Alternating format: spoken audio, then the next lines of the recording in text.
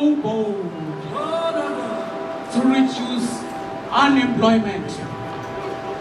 Njengonyaka lonwabo masithathisana kwanompumelelo siyofika kanye kanye. Njengezintuthwane ngokubambisana amaphupho azofezeka. G20 Employment Working Group. The second employment working group falls under the G20 Sherpa track and will contribute to South Africa 2025 presidency outcomes. Over the next 4 days, we will build on the progress of our first meeting in Gqeberha, advancing our shared vision under the theme, living and working in an unequal world, ensuring that decent work and decent lives are realized. This meeting marks a pivotal step in our technical deliberations, which began in February and will continue with a ministerial meeting in July. The outcomes will feed into the G20 Leadership Summit in 2025, shaping a global agenda for inclusive, equitable labor systems. On behalf of the South African presidency, I warmly welcome you to Umhlanga and trust that your time here will be both productive and enriching. Let us now turn to our political leaders to set the tone for this meeting. I now hand over to our program director for the political segment, Ms. N.G. Muila, Inspector General of the Department of Employment and Labor. Thank you.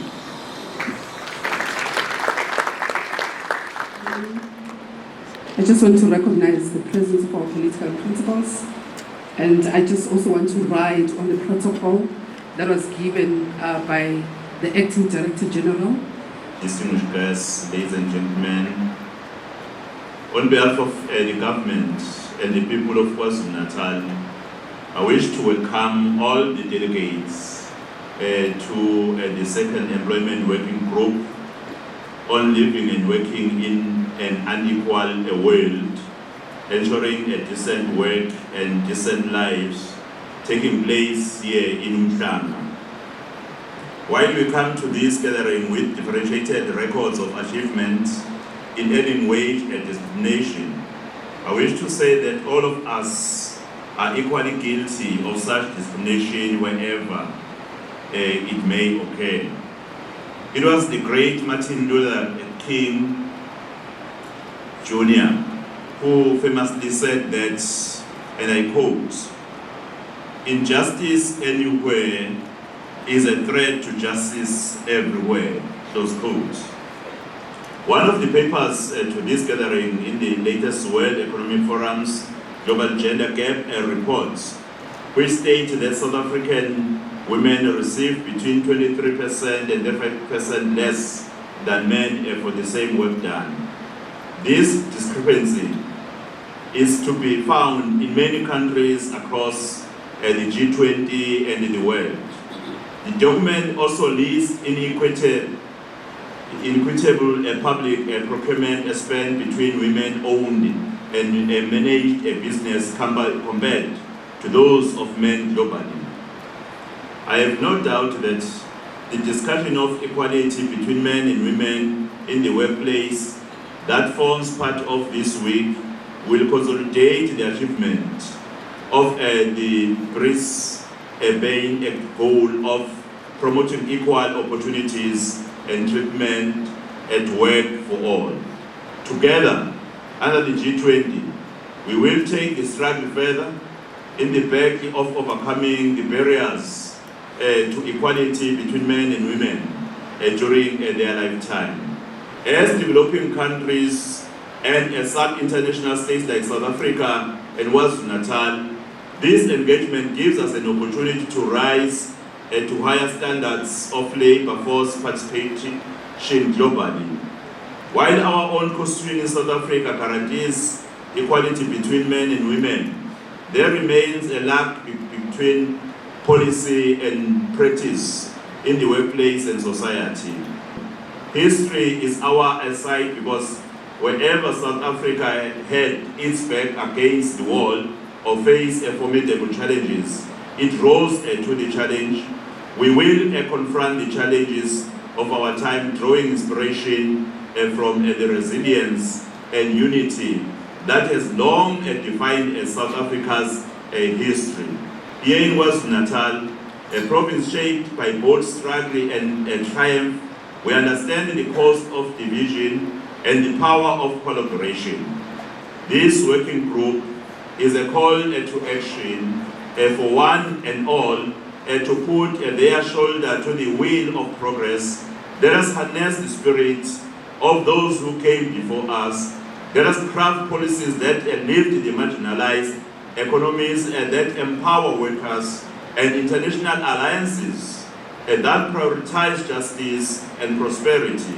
May your engagement over the next few days help us continue to inspire greater hope amongst the people of KwaZulu-Natal, the people of South Africa, the people in every member state, and indeed the globe. To our international visitors, please do enjoy your stay here in KwaZulu-Natal. May I also invite you to spend more time after this conference, and I hope that you will find the time to return to your shores again. In closing, I leave you with Madiba's timeline's wisdom. I quote, "It is in your hands to create a better world for all who live in it," close quote. Let us honor our past by building a future where no one is left behind. We welcome you to KwaZulu-Natal. Thank you very much, Program Director.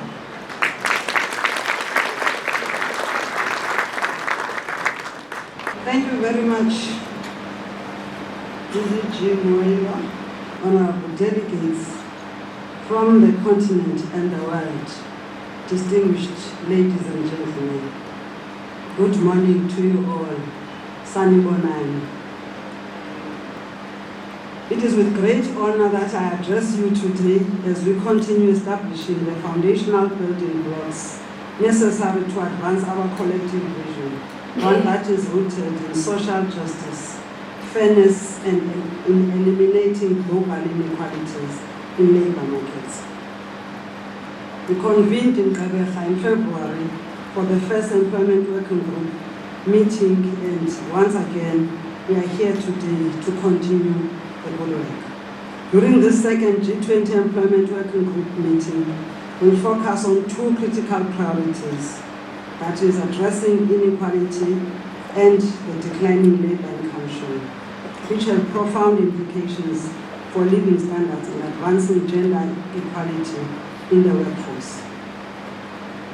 We find ourselves at a critical juncture where the global landscape is marked by increasing disparities, threatening the fundamental principles upon which just and dignified societies are built. We must be clear that economic growth must not be evaluated solely through GDP metrics, trade balances, or other numerical indicators. While such measures are important, they cannot be the only barometers of success. Genuine progress must be evident in our collective commitment to uplift the most vulnerable of our society. The real test of our achievements is ensuring that economic expansion leads to substantive social justice, employment figures correspond to quality jobs with decent pay, and that work provides financial stability, dignity, fulfillment, and security. At the heart of our deliberations is the immutable principle that labor is not a commodity. Workers are not disposable inputs in an economic calculus, but they are human beings with dreams, responsibilities, and the fundamental right to a decent life. As a G20 president, South Africa remains steadfast in upholding the values of solidarity, equality, and sustainability.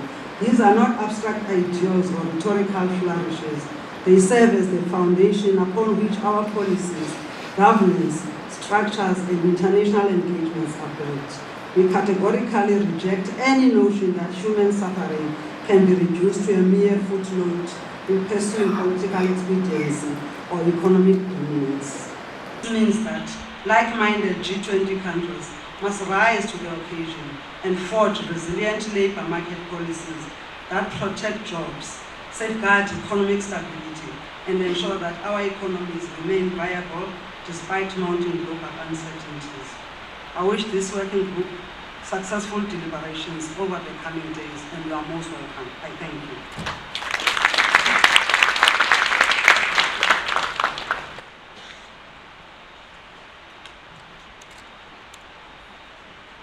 Unless we've got tangible outcomes to measure success factors, economic growth and social justice will remain a dream that is unachievable.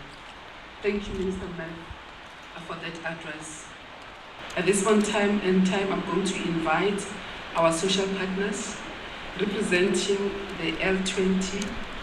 I'm going to invite Ms. Zindiswa Losi. Thank you very much, Program Director.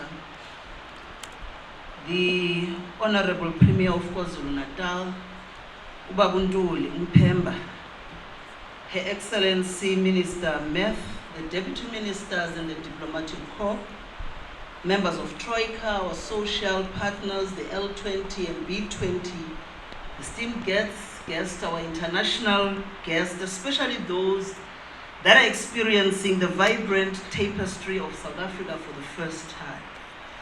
It is indeed with humility that I stand before you, entrusted to amplify the voice of global labor movement, a force that remains the most expansive and democratic social current on the planet. The International Trade Union Confederation, ITUC, represents over 200 million workers across 169 countries. While we are here representing the interest of workers globally and ensure their voices resonate in the G20's deliberations, this employment working group convened on the African soil offers a unique opportunity. We are compelled to shine a spotlight on the urgent challenges that are faced by workers across the continent and the global south. Tony Atkinson, in his book Inequality, reminds us that inequality is not inevitable, but rather it is a policy choice. And he wrote, and I want to quote when he said, "The distribution of wealth is not a fixed outcome, but a reflection of our values and policies," close quote. That gives us hope that the decision we are here to take can and must reduce inequality. Program Director, inequality is multifaceted. It manifests economic disparities where a few control the most resources, and in the deep social inequalities that disadvantaged people based on race, gender, and age.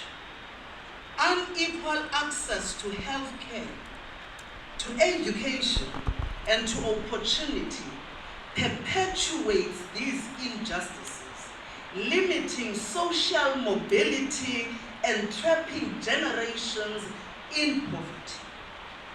The world of work holds real potential to tackle these root causes if the right policies are put in place, and so we must collectively dismantle the structural drivers of inequality, which are patriarchy, discrimination, unemployment, poverty wages, weak social protection, and the repression of trade unions. First, we must condemn the many countries that still fail to recognize the fundamental labor rights. The ITUC Global Rights Index 2025 that will be launched this month of April documents alarming levels of workers' rights violation. And Program Director, indeed, this is unacceptable. We are sending, therefore, a clear message as workers, that workers' rights must be respected, that trade unions must be free to organize, They must be free to defend members, to bargain collectively, and to strike without fear. And what we cannot do and should not, Program Director, is to sit in polite conversations at the G20 and ignore the onslaught workers are facing out there. And therefore, we must indeed confront this head-on.